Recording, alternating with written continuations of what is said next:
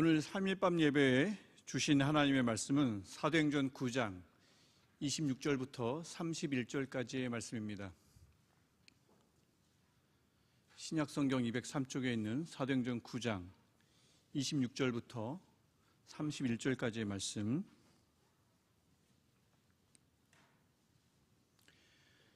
제가 한 절, 성도님들이 한 절씩 읽고 마지막 절은 합독하겠습니다.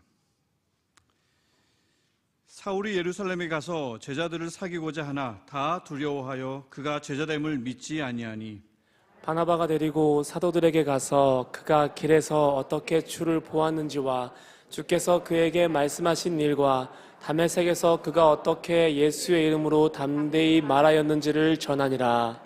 사울이 제자들과 함께 있어 예루살렘에 출입하며 또 주 예수의 이름으로 담대히 말하고 헬라파 유대인들과 함께 말하며 변론하니 그 사람들이 죽이려고 힘쓰거늘 형제들이 알고 가이사랴로 데리고 내려가서 다소로 보내니라.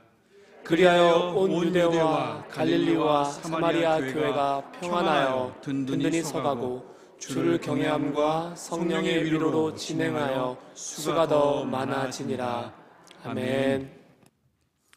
오늘 시간 목사님 소개하기 전에 담임 목사님께서 월요일부터 오늘까지의 일정 계속 소화해내시고 계시고, 이 시간도 지금 일정을 소화하고 계신 중입니다. 그래서 담임 목사님 영육간에 강건하실 수 있도록 꼭 오늘도 또 함께 같이 기도해 주시길 바랍니다.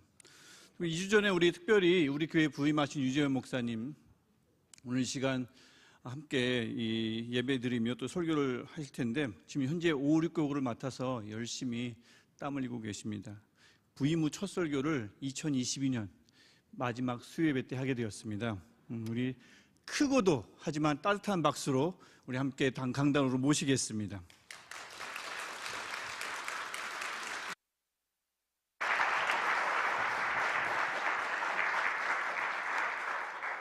나의 힘이 되신 여호와여, 내가 주를 사랑하나이다. 할렐루야. 시편 18편 1절에 기록된 말씀에 보시면 다윗이 이런 고백으로 하나님을 노래하고 있습니다.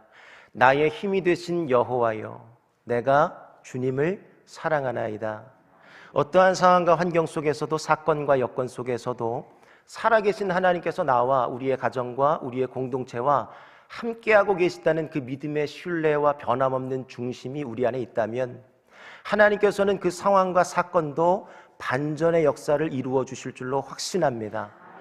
다윗이 이런 고백을 할 수 있었던 것은 18편 2절에 기록된 말씀에 보니까 이런 말씀이 있어요. 하나님은 나의 반석이 되십니다. 하나님은 나의 요새가 되시고요, 하나님은 우리를 건지시는 이가 되시기 때문에 어떠한 상황과 여건, 사건과 어떤 환경이 중요한 것이 아니라, 내가 지금 우리의 가정이 정말 어려운 위기와 삶의 어려움 속에 직면하고 있을지라도 하나님은 우리의 가정을, 우리의 공동체를 버려두지 아니하시고 홀로 두지 아니하시고 나와 함께 하시며 때마다 반석이 되어주시고 요새가 되어주시고 건져주시는 이 구원과 승리를 약속하고 계신 분이시기 때문에 내가 요동하지 않고 하나님은 나의 힘이 되십니다, 하나님은 나의 사랑이 되십니다라고 고백할 수 있었던 거예요. 이런 믿음의 고백이 우리의 입술을 떠나지 아니할 때 하나님께서는 동일한 이 다윗의 고백이 여러분의 가정과 공동체 위에 흘러가게 하여 주실 줄로 믿으시면 아멘 하시기를 바랍니다. 하나님은 살아계신 분이에요. 어떠한 상황과 환경 속에서도 우리의 두 손을 붙잡아 주시는 분. 제가 사실 이 시냇가 푸른나무 교회에서 설교로 섬긴 것은 13년 전입니다. 2009년에 우리 신용백 목사님께서 부임을 하시고 1세대의 동역자들과 동역을 하셨는데, 기존에 있던 사역자들이 다 사임을 하고 새로 사역자들이 청빙이 되었습니다.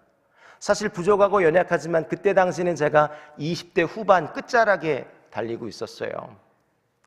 이야기를 들어보니까는요, 교회 학교도 보통은 40, 50대 전도사님, 목사님들이 운영을 하셨다 하는데 20대, 갓 20대를 달리고 있었던 저를 목사님과 교회가 청빙을 해주시고 귀한 사역의 자리와 기회와 동역의 기쁨을 경험하게 하셨습니다.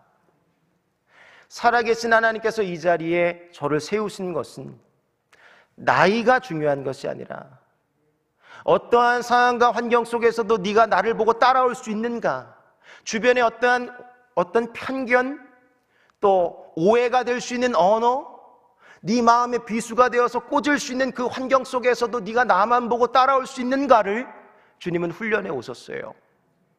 그 과정 속에서 2019년 12월에 청빙을 받아서 사역이 시작되었습니다. 그래서 아마 뒤에서 인사를 하다 보니까 아는 얼굴도 있고 새로운 얼굴도 있고 기존에 뵀던 분들도 계시더라고요. 교회가 너무나도 건강하게 성장을 해가고 있는 모습을 보면서 마음으로 참 감사를 드리고 다시 재청빙이 되어서 이 자리에 설 수 있다는 것이 얼마나 하나님 앞에 감사의 제목이 아닐 수 없었습니다. 이 사역의 자리와 기회를 허락하신 하나님께 감사를 드리고 또 담임 목사님과 시무 장로회와 온 성도님들의 마음이 하나가 되셨기에 부족한 종을 이 자리에 세우신 줄로 믿습니다. 오늘 함께 말씀을 나눌 제목은요, 화평을 이루는 사람이라고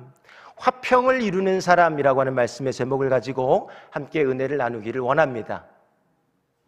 여러분, 화평하면 어떤 단어가 떠오르세요? 제가 보통은요 12월 연말 끝자락이 되면 항상 이 말씀을 공동체와 나누곤 합니다. 사실 직전에 제가 남부교회라는 가까운 서초구의 교회를 섬기다가 왔어요.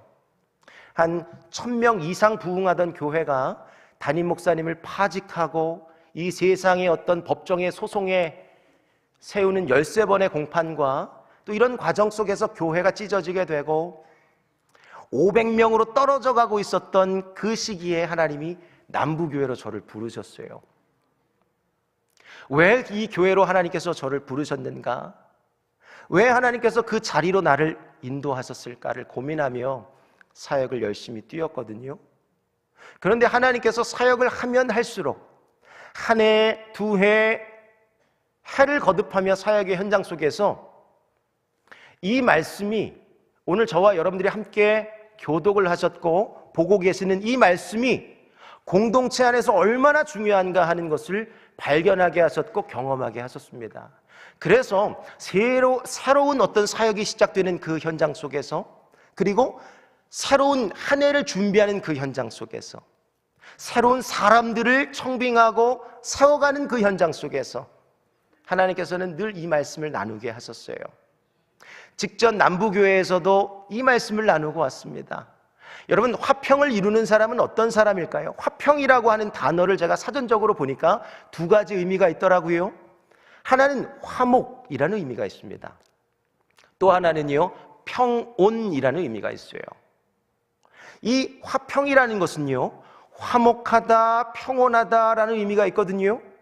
그런데 이 화평은요, 평안하다라는 단어와는 조금 다른 의미를 지니고 있더라고요.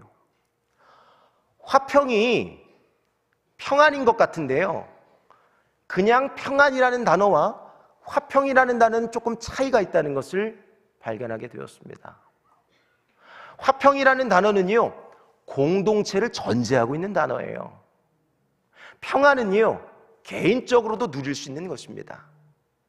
이 자리에 앉아 계시는 저와 여러분들은 최소한 내 믿음, 내 신앙 지키기 위해서 이 자리에 있는 것이 아니라 나를 구원하신 하나님의 은혜가 너무나도 감사하기에 때로는 상황과 환경과 여건이 어눌하고 어려워도 나를 통해, 우리의 가정을 통해 일하실 하나님이 살아계시고 나를 통해 일하실 하나님이 역사하실 것이기에 하나님은요, 내 믿음 정도만이 아니라 또 다른 하나님의 사람을 세워가기를 원하고 계신 줄로 믿습니다. 그래서 이 화평이라는 것은요, 개인적인 평안을 넘어서서 공동체적인 의미가 있다는 거예요. 위로는 하나님과 화평하고 좌우로는 성도님들과 화평할 때 하나님이 영광을 받으시고 함께하는 공동체의 선한 영향력이 되게 하여 주실 줄로 믿습니다. 그래서 우리 모두는요, 화평을 이루는 사람이 되셔야 한다는 거예요. 화평을 이루는 사람이 되어야 한다라는 것입니다. 우리 좌우 옆 사람과 마스크는 썼지만 손을 한번 화평을 이루는 사람 됩시다. 한번 인사해 볼까요? 화평을 이루는 사람 되세요. 인사했으면 좋겠어요. 아멘입니다. 하나님은요, 우리가 화평을 이루는 사람이 되기를 원하고 계신 줄로 믿습니다. 그런데 중요한 것은 구원받은 성도들이요, 교회는 공동체라는 거 아시죠? 에클레시아는요, 밖으로 부름을 받은 사람, 불러낸 사람들의 모임이거든요. 그러니까 예수를 그리스도로 고백한 사람, 시인한 사람들, 하나님의 자녀, 하나님의 백성들의 공동체가 교회입니다. 너 어느 교회 다녀? 어느 교회 다녀? 건물이 아니에요. 예배당인 것이죠. 그것은 교회라고 하는 것은요, 저 홀로가 교회가 아닙니다. 제가 함께하는 공동체와 함께 거할 때에 그것이 교회라는 것이에요. 교회라고 하는 것은요, 공동체라는 것을 기억하시기를 바랍니다. 이 공동체는 반드시 화평이 있어야 해요. 그런데요, 구원받은 성도들 함께 모이는 이 공동체 안에서 가장 범하기 쉬운 죄 중에 하나가 바로 이 화평을 깨는 것이다 라고 하는 것입니다.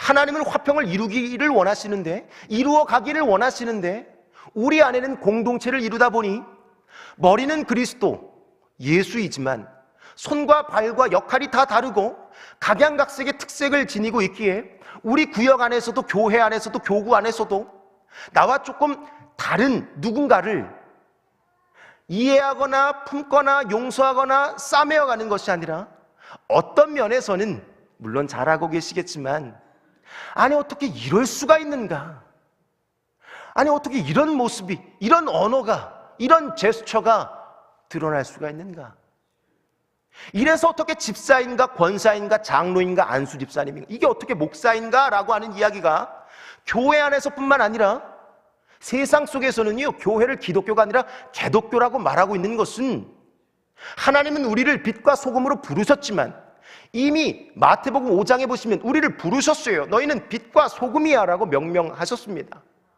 우리가 빛이 되어야 합니다, 우리가 소금이 되어야 합니다가 아니라 이미 빛과 소금이 되었지만, 되어져 가는 것이 아니라 되었지만, 우리에게 요구하시고 요청하시는 그 빛과 소금의 역할을 감당하고 있지 못하기 때문이 아닐까요? 하나님이 말씀을 통해 순간순간마다 대언하시고 도전하시는 그 말씀을 우리의 삶으로 살아내지 못하기 때문이 아닐까요?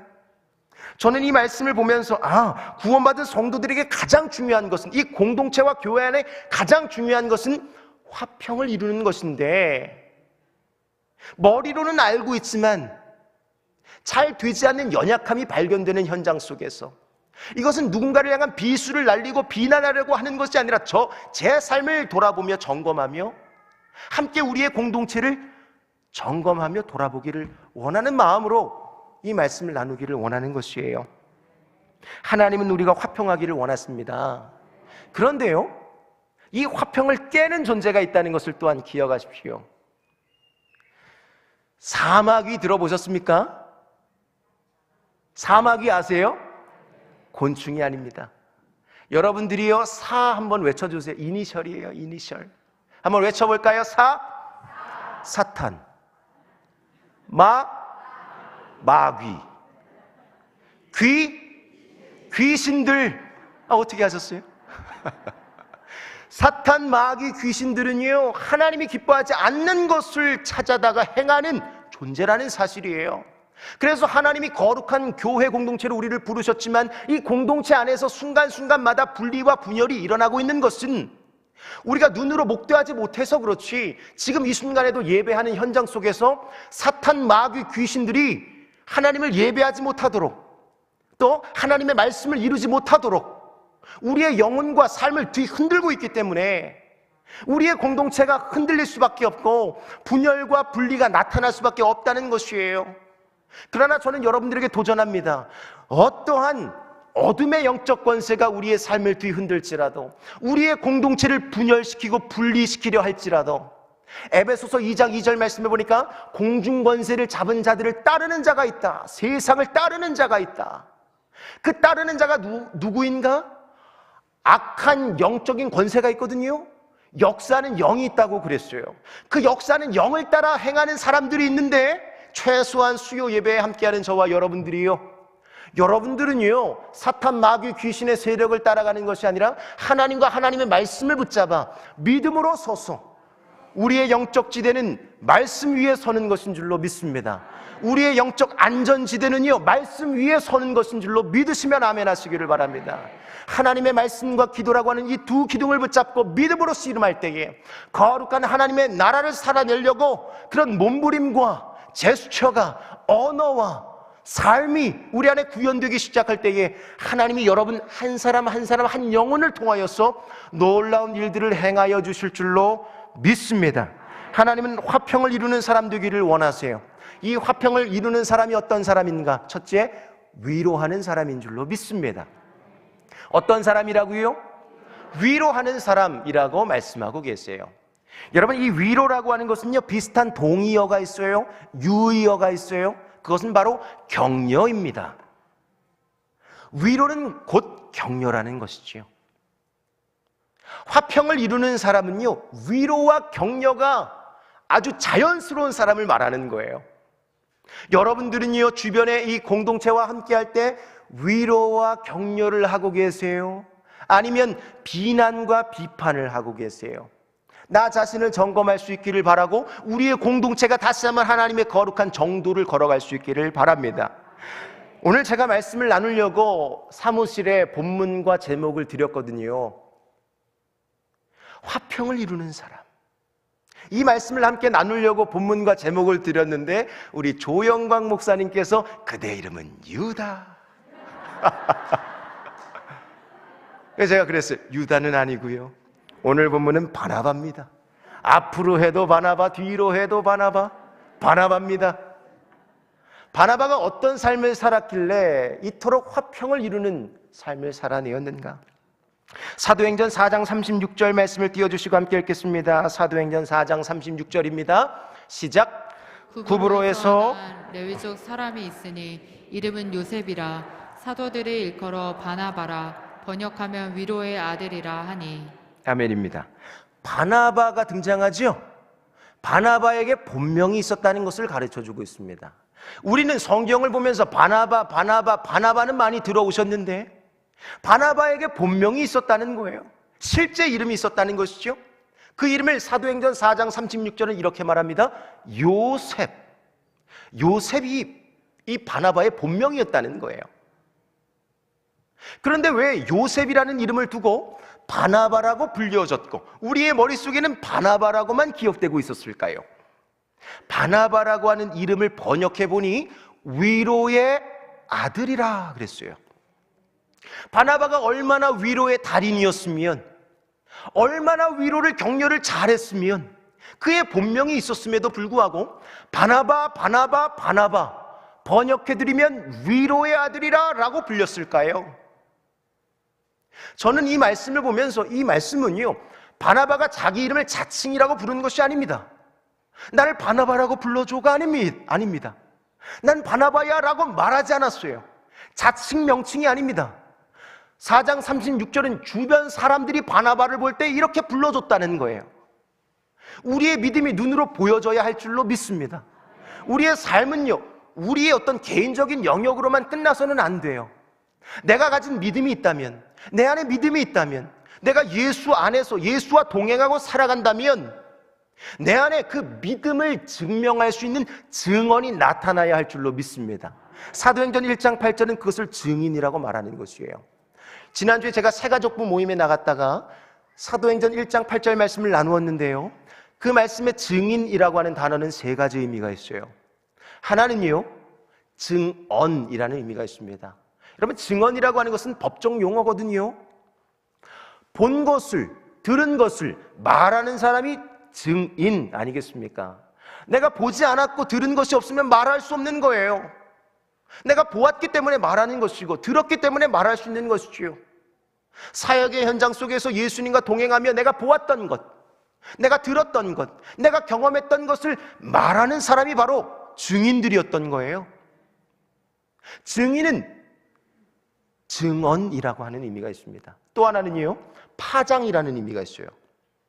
여러분, 물 웅덩이에다 돌멩이 하나 던지면 어떻게 돼요? 물이 어떻게 돼요? 물결이 막 점진적 강화를 이루어가죠. 돌멩이 하나 잘 모르세요? 하나 던져볼까요? 돌멩이 하나 던져보면은요, 파장이 일어납니다. 파장이 일어나요. 내가 던진 그곳으로부터 파장, 영적 파장이 일어나는 것이에요. 점진적 강화가 일어날 때 이걸 증인이라고 말하는 것이에요. 또 하나는 순교자라는 의미가 있습니다. 죽은 사람은 말이 없습니다. 죽은 사람은 말이 없어요. 아직 내가 공동체 안에서 내 말을 하고 있다면, 내 자기 주장을 하고 있다면 아직 덜 죽었기에 하나님 나를 죽여주소서, 순교자가 되게 하소서, 예수와 함께 죽고 예수와 함께 다시 일어나, 에게이로라고 하거든요. 원어적으로는요. 다시 일으킴을 받아서 예수와 함께 죽고 예수와 함께 살아나서 하나님의 영향력을 바라는 그런 순교자라는 의미가 증인이라는 것이에요. 여러분 모두가 증인 될 수 있기를 바랍니다. 하나님의 사람들은요, 내 안에 간증이 있어야 해요. 일상 속에 풍성한 삶의 간증들이 나타나셔야 해요. 중요한 것은 말로만이 아니라 내 일상 속의 삶에 누군가에게 보여지고 나타나는 무언가가 있어야 한다는 것입니다. 그래서 우리의 믿음은 반드시 누군가의 눈으로 보여지게 될 터인데, 그 충만한 보여짐이 나타나기 시작할 때 하나님은요, 여러분들이 거하는 그 자리에서 화평을 이루게 하시고, 마치 돌멩이 하나가 그 자리에 파장을 일으켜가는 것처럼 여러분이 속한 공동체 안에서 영적 놀라운 파장의 역사를 시작해 주실 줄로 믿습니다. 그런데요, 오늘 본문으로 다시 돌아와 보면 바나바가 위로의 아들이라고 그랬잖아요. 격려하는 사람이라고 그랬잖아요.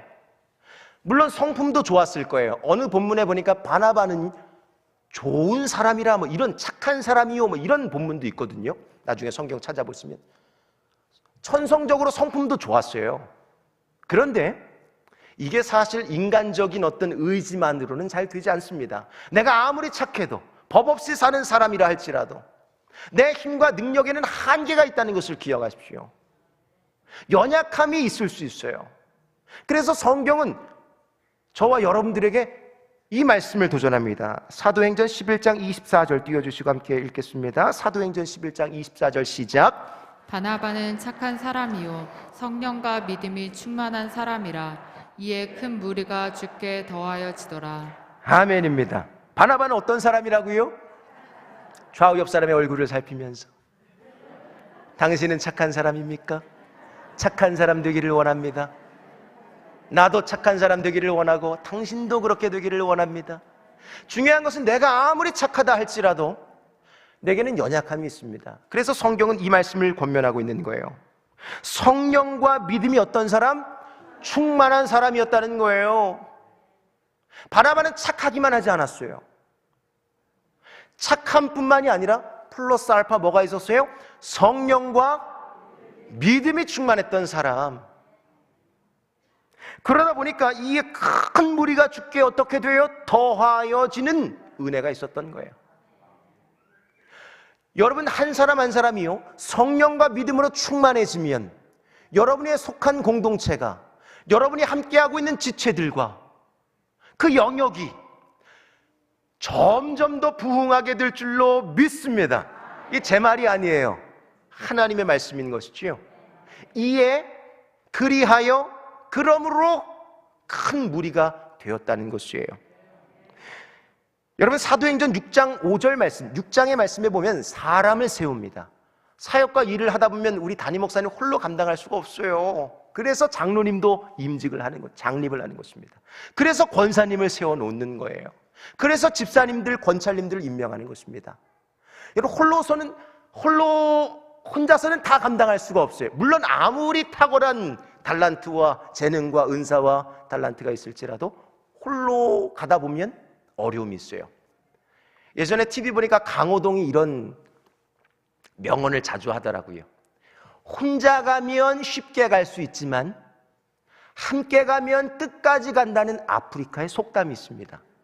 저는 여러분 모두가 혼자 막 은사와 재능이 뛰어나서 혼자 달려가는 것이 아니라 함께하는 공동체의 손을 붙잡고 함께 달려갈 수 있는 저와 여러분 모두가 될 수 있기를 바랍니다. 오늘 성경에 가장 중요한 11장 24절의 키워드가 있다면 그것은 바로 성령인 것입니다. 사도행전 6장 5절 말씀도 한번 집에 돌아가셔서 읽어보세요. 7 집사를 세우고 문제가 일어나고 공동체 안에 분열과 원망의 소리가 일어나게 되었을 때에 사람을 세웁니다. 그 사람을 세울 때 어떻게 세웠는가? 6장 5절 말씀, 성령과 믿음이 충만한 사람을 세웠습니다. 교회 안에서 집사 하나의 직분을 주어도 그냥 세워서는 안 된다는 거예요. 그냥 세우면 안 된다는 것입니다. 성령과 믿음이 충만한 사람, 플러스 알파 6장 3절인가요? 지혜가 충만한 사람, 성령과 믿음과 지혜가 충만한 사람들을 세워서 하나님의 거룩한 동역을 이루어 가고 계신 것이죠. 그래서 교구 목사가 있다면 교구장이 있는 거예요. 그냥 세워놓는 것이 아닙니다. 교구장도 홀로 감당할 수 없어요. 그래서 구역장이 있는 거예요. 물론 내가 구역장 열심히 잘해서 큰 부흥을 이룰 수가 있겠지만 만 70세가 되면 어떻게 돼요? 다들 은퇴할 수 있잖아요. 그래서 부구역장이 있는 거예요. 이 연말에 하나님의 거룩한 리더의 자리로 세움을 받아 함께 거룩한 동역을 이루어가는 저와 여러분들이요, 나를 왜 세웠는가? 아이 목사님 왜 저를 세우셔가지고 저 좀 빼주세요, 빼주세요, 이런 이야기가 아니라, 푸념이 아니라 원망과 시비와 다툼이 있었던 사도행전 6장에 하나님이 믿음과 성령과 지혜가 충만했던 사람을 세워서 동역을 이루게 하셨다는 거예요. 오늘 본문에도 성령과 믿음이 충만한 사람이 바로 바나바였던 것이죠. 바나바는 성령과 믿음이 충만한 사람이었습니다. 그런데 중요한 것은 성령 충만은요, 두 가지로 갈라집니다. 오늘 본문에 사도행전 2장 2절 4절, 사도행전 2장 2절과 4절 말씀해 보면 성령의 충만함을 받습니다. 사도들이요, 뜨겁게 함께 모여서, 여기서도 함께 모였어요. 뜨겁게 기도를 하기 시작합니다. 위로부터 불이 혀와 같이 갈라지는 성령의 임재와 역사가 있었어요. 각기 다른 언어와 방언을 하기 시작했고요. 이 뜨거웠던 성령의 역사가 있었다는 것을 기억하십시오. 그런데 이 성령의 충만함을 받으라 라고 2장 4절에 기록되었다면 에베소서 5장 18절 말씀해 보니까 술 취하지 말라, 이는 방탕한 것이니 너희는 오직 성령으로 충만을 받으라 그랬어요. 아니 사도행전에서는 성령의 충만을 받으라 라고 했다면 왜 사도 에베소서 5장 18절에는 성령으로 충만함을 받으라고 했을까요? 두 가지가 조금 성령 충만에 다른 의미가 있습니다. 성령의 충만은요, 우리가 뜨겁게 오늘 찬양하고 말씀을 붙잡고 기도하고 마음에 감동이 있어서 그 말씀을 살아내려고 할 때에 위로부터 임하는 성령의 순간적 성령의 임재를 바로 성령의 충만이라고 말한다면, 에베소서 5장 18절 말씀해 보니까 성령으로 충만을 받으라, 뭔가 좀 긴 것 같지 않으세요? 뚝배기처럼 한번 뜨거워졌다가 냄비처럼 식어져 버리는 것이 아니라 오늘 이 자리에서 뜨거운 말씀을 경험하고 그 말씀 붙잡고 내가 말씀을 살아내야지 라고 했다가 집에 돌아가셔서 다 잃어버리시고 어떤 말씀 들었더라 가 아니라 그 말씀을 지속적으로 살아내기 시작할 때에 점진적 지속적 충만을 바로 성령으로 충만이라고 말하는 것이에요. 우리가 성령 충만을 받기 원하신다면 성령의 충만과 성령으로 충만, 이 두 가지가 함께 내 안에, 우리의 공동체 안에 임하여야 할 줄로 믿습니다. 긴장성이 있다는 거예요. 성령의 충만도 중요하고 성령으로 충만한 것도 중요한데 두 가지가 함께 거할 때 역사하는 힘이 있다는 것입니다. 바나바는 그렇게 성령과 믿음으로 충만했던 사람이었어요. 본문의 핵심은요, 화평을 이루기 위해서는 성령으로 충만해야 할 줄로 믿으시면 아멘 하시기를 바랍니다. 우리 모두는 성령으로 충만하셔야 해요. 날마다 성령과 말씀 안에 충만할 때에 하나님이 우리의 입술을 위로와 격려하는 사람이 되어서 그 위로와 격려가 우리의 입술을 통해 흘러나가기 시작하게 하시고, 우리의 공동체에 분열되었던, 분리되었던, 모든 어그러졌던 그 패였던 마음의 한탄과 어눌함들을 주 안에서 평강으로, 화목으로, 평온으로 임하게 하여 주실 줄로 믿습니다. 또 하나는요, 화평을 이루는 사람은 갈등을 해결해가는 사람인 줄로 믿습니다. 갈등을 뭐 하는 사람이요? 해결하는 사람. 공동체에 가보면은요, 갈등을 유발하는 사람이 있습니다. 가면 이 사람만 나타나면 없던 갈등도 갑자기 나타나서 공동체가 어려워져요. 언어에 연약함이 있는 것이죠. 그래서 담임 목사님 늘 말씀하시잖아요. 옳은 말을 지혜롭게 하라. 똑같은 말, 팩트를 말할지라도 그 언어를 통해서 누군가는 상처를 받을 수 있다는 사실을 기억하고 하나님이 기뻐하는 말을 하고 하나님이 기뻐하는 행동을 하며 하나님이 기뻐하는 어떤 모습과 제스처를 이루어 가실 때에 하나님은 여러분이 속한 공동체에 화평을 허락하여 주실 줄로 믿습니다. 여러분, 갈등의 유래를 아세요? 갈등의 유래. 잘 모르시는 것 같아서 감사합니다. 그래서 설교자는 설교할 거리가 있는 거예요. 여러분, 갈등을 한자 성어로 보면 칡갈자와 등나무 등자라는 단어를 써요. 칡갈자와 등나무 등이라는 단어가 함께 모여서 합성어가 되었는데 그것이 뭐라고요? 갈등이라는 것입니다. 여러분, 칡의 속성은요, 왼쪽으로 꽈리를 트는 습성이 있다고 해요. 어느 방향으로요? 제가 왼손잡이입니다. 제가 운동 매우 좋아하고요. 저 어려서 운동선수를 꿈꿨던 사람이에요. 하나님 벼랑간 부르셔가지고 갑자기 신학을 하게 하셨는데요.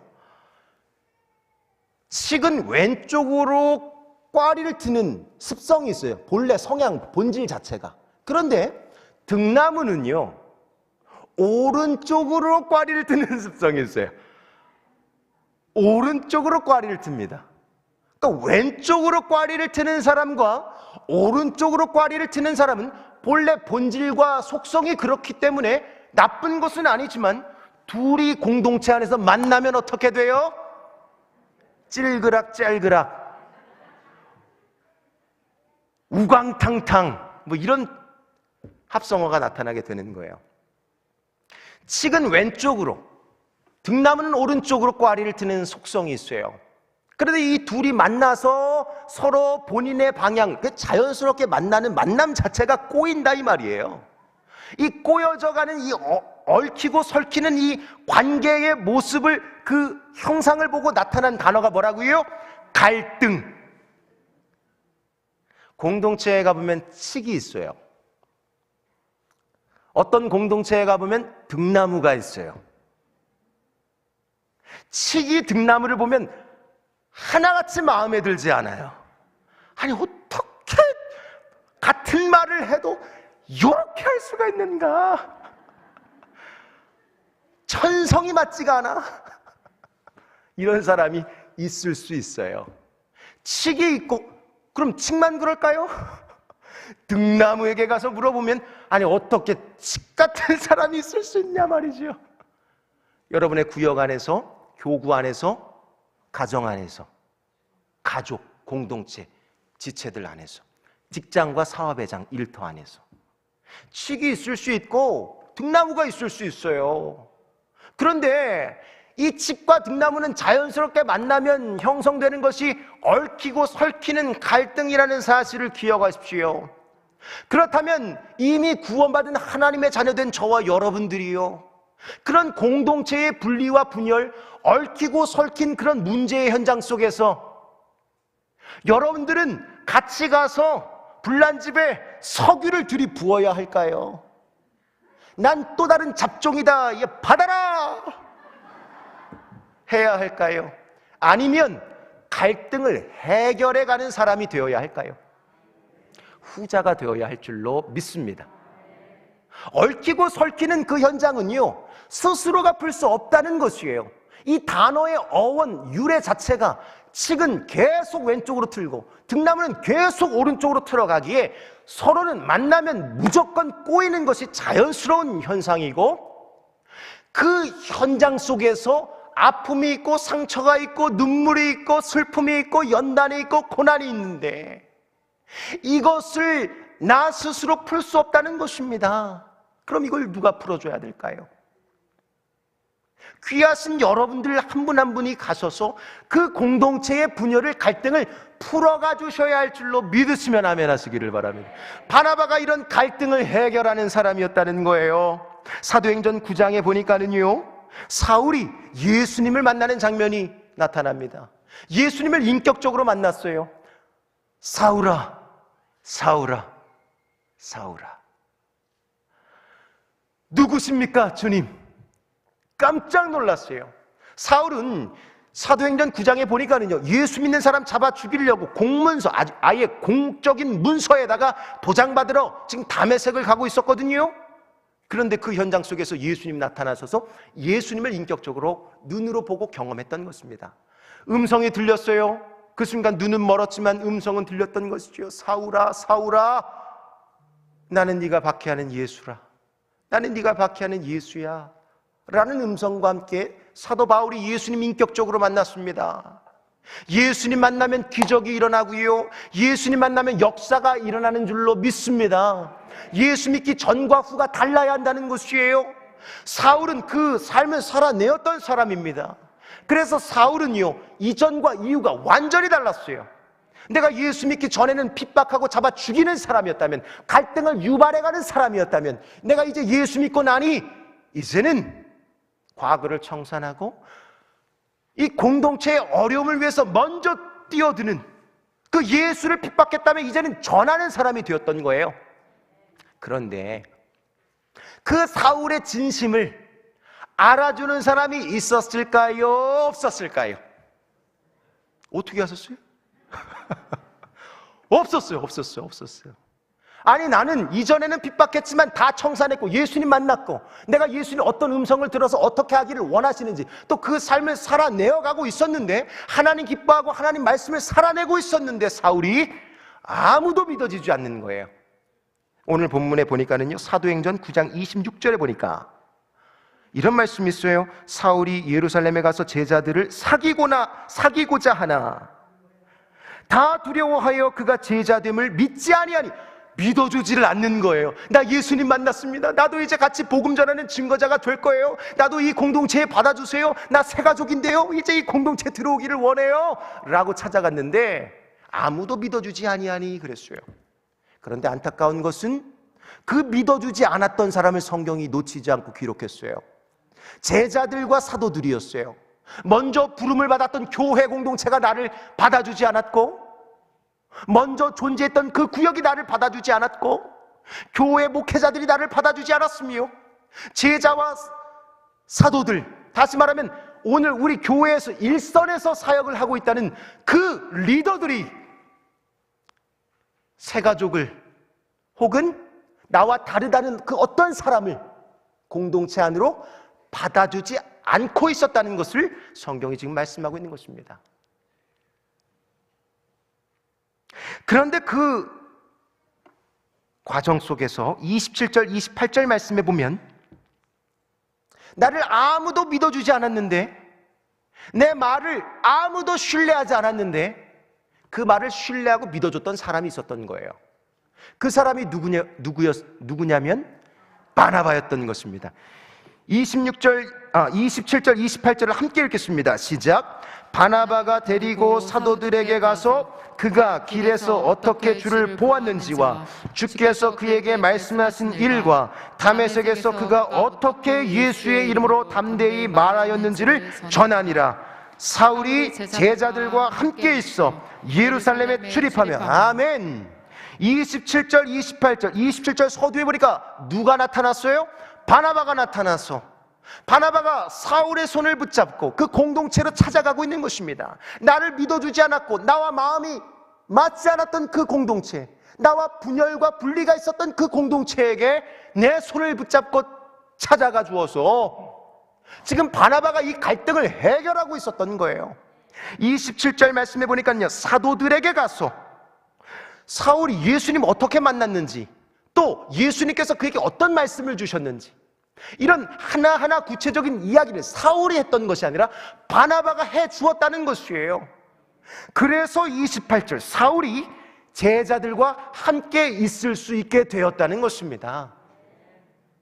저는 여러분이 속한 공동체에 이런 바나바가 많이 계실 수 있기를 바랍니다. 우리 시냇가 푸른나무 교회가 아무리 건강한 교회라고 자부하고 있을지라도 내가 말하는 것이 아니라 누군가 타인이 나를 그렇게 말해 주어야 이게 진짜라는 거예요. 교회는 교회의 건강성을 지향하고 있는데 여전히 우리의 구역과 교구 안에서는요, 앞에서 일선에 계신 그 리더들이 분열과 분리와 아픔과 상처와 어려움이 계시다면 우리 안에 이 바나바가 필요하다는 것이에요. 이 수요 예배에 나오신 여러분들이 바나바가 될 수 있기를 바랍니다. 바나바는 위로의 달인이에요. 바나바는 격려의 달인이었습니다. 바나바는요, 갈등을 해결해 가는 사람이었어요. 오늘 시간이 조금 갔는데 한 2분 정도만 말씀 더 나누려고 합니다. 죄송합니다. 마지막으로는요, 타인을 세워주는 사람이 바나바였어요. 누구를 세워주는 사람? 타인을 세워주는 사람. 내가 나를 높이는 사람이 있지만 어떤 사람은 타인을 높여주는 사람이 있어요. 빌립보서 2장 3절 말씀해 보니까 나보다 다른 사람을 낮게 여기고 라는 말씀이 있어요. 겸손을 말하는 것이지요. 타인을 높여주는 사람이 있어요. 늘 공동체 안에서 여러 가지 간증도 나누고 이야기를 나누다가 결국 절정에서는 나를 드러내는 사람이 있고 다른 사람과 하나님께 영광을 돌리는 사람이 있습니다. 그런데 바나바는 타인을 세워주었던 사람이었던 것이에요. 바나바가요, 사울을 안디옥 교회로 초청을 합니다. 바나바는 안디옥 교회의 목회자였어요. 왜 안디옥 교회로 사울을 초청했는지 아세요? 이 사울이요, 복음의 달인이었어요. 복음에 대한 열정이 아주 뜨거웠어요.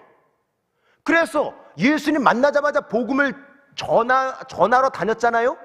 그런데 우여곡절도 있었어요. 그러니까 바나바는 이걸 다 보았기 때문에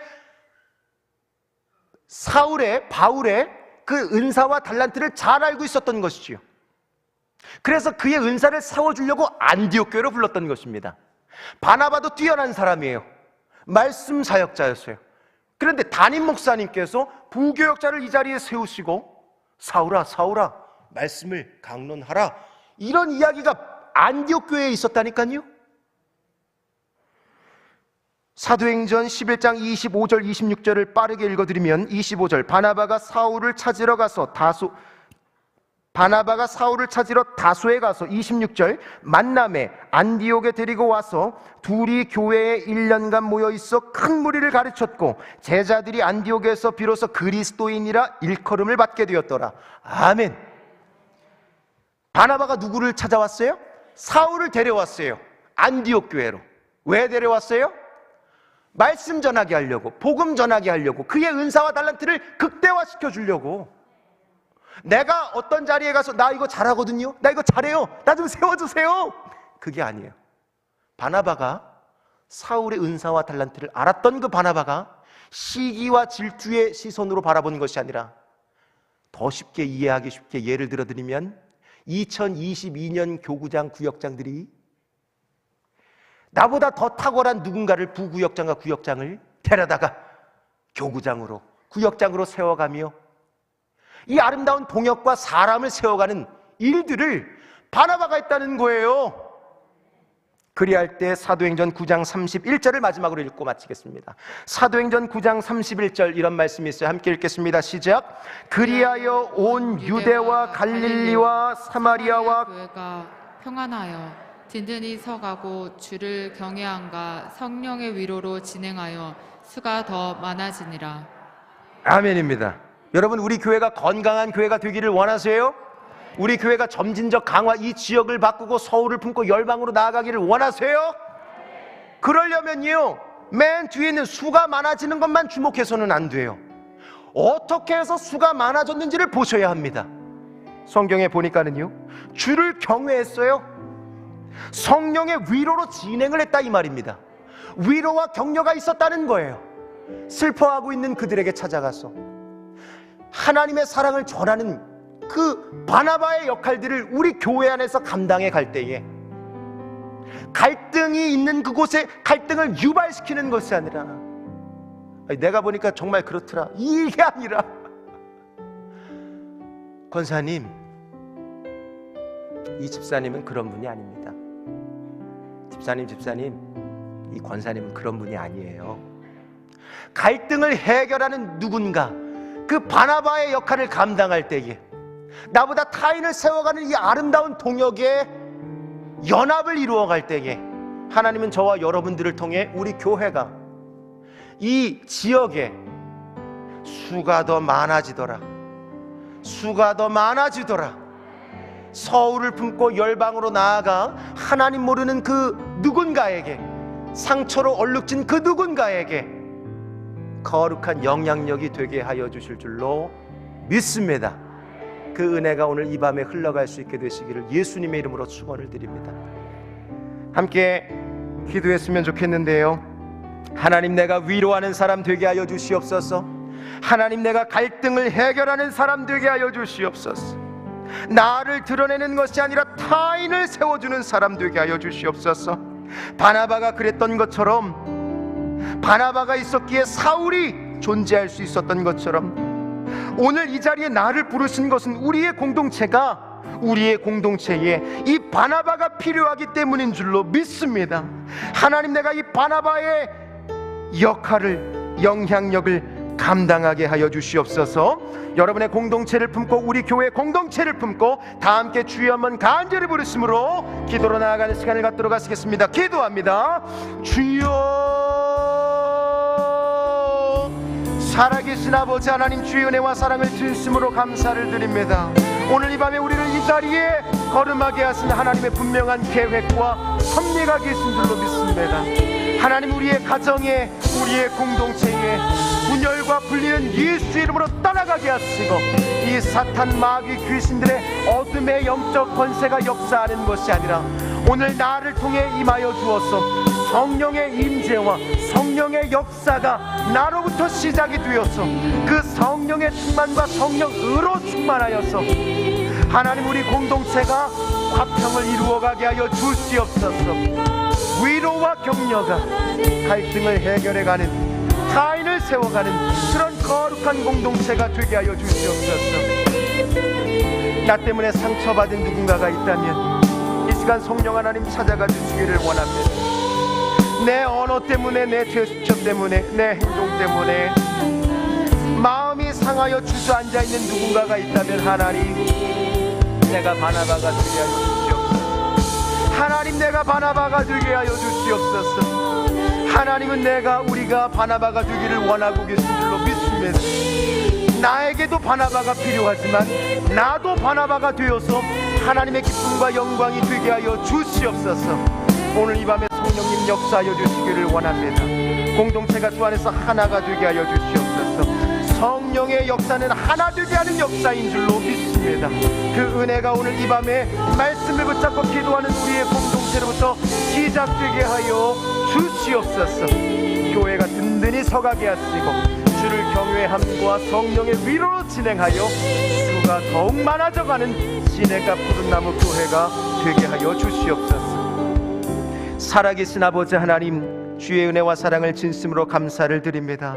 하나님, 오늘 이 자리에 함께하고 계신 줄로 믿습니다. 주의 성령께서, 하나님의 영이 오늘 이 밤에 우리의 심령 위에 충만하게 임재하여 주어서 하나님의 임재가, 하나님의 역사가 우리의 공동체를 바꾸어 가게 하여 주시옵소서.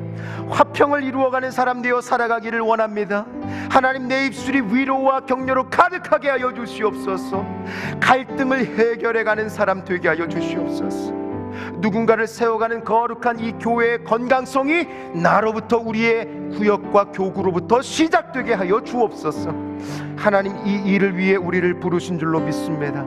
우리의 간절한 갈망을 들으시고 우리의 공동체가 하나 되는 역사를 이루어가게 하여 주옵소서. 그렇게 우리를 사용하시고 쓰실 하나님께 모든 감사와 찬양과 영광을 올려드리며 거룩하신 예수님의 이름으로 축복하며 기도드립니다. 아멘.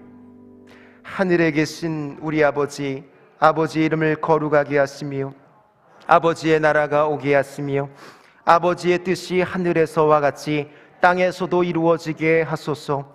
오늘 우리에게 일용할 양식을 주시고 우리가 우리에게 잘못한 사람을 용서하여 준 것 같이 우리의 죄를 용서하여 주시고 우리를 시험에 빠지지 않게 하시고 악에서 구하소서.